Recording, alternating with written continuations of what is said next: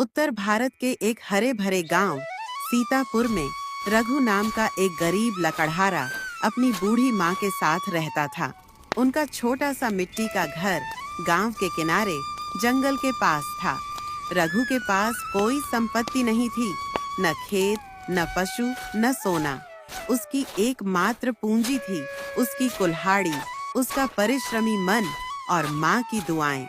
हर सुबह रघु सूरज उगने से पहले उठता, अपनी पुरानी कुल्हाड़ी उठाता, 2 सूखी रोटियां एक कपड़े में बांधता और जंगल की ओर चल पड़ता।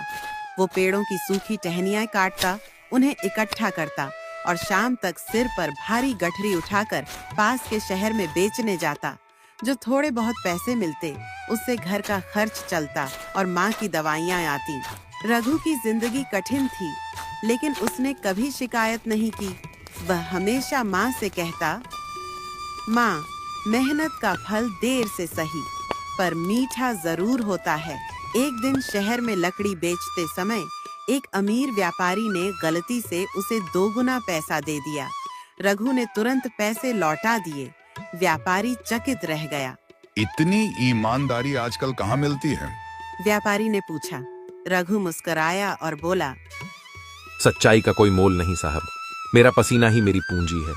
एक गर्मी की दोपहर जब सूरज आग उगल रहा था और जंगल में पत्ते भी तप रहे थे, रघु थक कर एक पुराने बरगद के नीचे बैठ गया। तभी उसे किसी जानवर की हल्की सी कराह सुनाई दी। वो चौंक गया और आवाज की दिशा में चल पड़ा। थोड़ी दूर जाने पर उसने देखा एक नन्हा हिरण शिकारी के फंदे में फंसा हुआ था। उसका पैर लहूलुहान था और वह डर से कांप रहा था।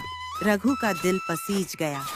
उसने न डरते हुए फंदा खोला और पास की झील से पानी लाकर पिलाया। हिरण कुछ पल उसकी ओर देखता रहा, मानो उसका आभार प्रकट कर रहा हो। फिर वो एक छलांग में झाड़ियों में गायब हो गया। रघु ने इस बात को ज्यादा महत्व नहीं दिया। उसके लिए किसी की मदद करना सिर्फ इंसानियत थी। अगली सुबह जब रघु उसी बरगद के पेड़ के पास पहुंचा, तो उसे पेड़ की जड़ों के पास कुछ चमकता हुआ दिखा।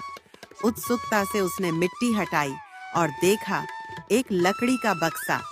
जब उसने बक्सा खोला तो उसमें ढेर सारे सोने के सिक्के थे और एक छोटा सा पत्र, जिसने बिना स्वार्थ के किसी की मदद की उसे प्रकृति ने इनाम दिया।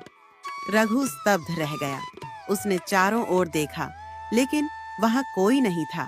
वो समझ गया कि यह शायद किसी देवी देवता या जंगल की कृपा थी, पर उस क्षण भी उसने यही सोचा, मैं इसे केवल अपने लिए नहीं, सबके लिए उपयोग करूंगा। अब रघु के पास धन था, लेकिन वह बदल नहीं गया। उसने सबसे पहले अपनी माँ के लिए पक्का घर बनवाया, फिर गांव में एक स्कूल शुरू करवाया जहां बच्चों को मुफ्त शिक्षा मिले।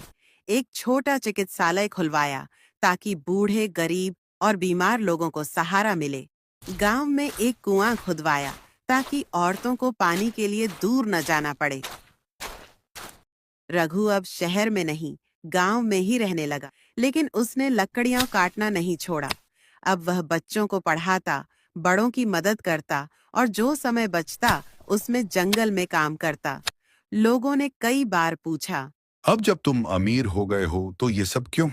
रघु मुस्कुराता और कहता, मेहनत मेरा धर्म है, सेवा मेरा कर्म। दौलत तो बस एक साधन है, जीवन का सार तो दूसरों के काम आना है। समय बीता, गांव बदल गया। बच्चे पढ़ लिख कर बड़े पदों पर पहुंचे। बूढ़े अब अकेले नहीं थे। रघु की माँ भी चैन से इस दुनिया से विदा हुई। उनकी आंखों में संतोष था कि उनका बेटा सिर्फ उनका ही नहीं